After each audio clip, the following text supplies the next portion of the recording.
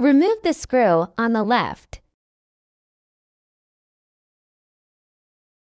Then remove the large screws and washers on both sides.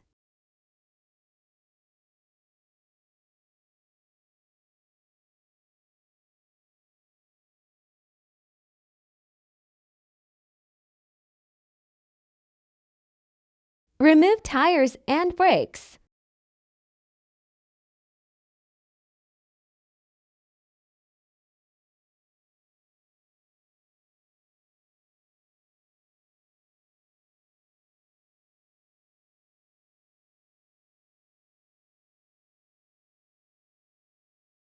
The tire can be removed using a crowbar.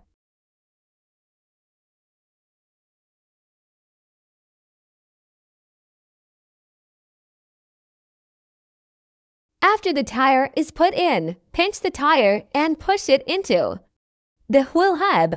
You can press it in properly.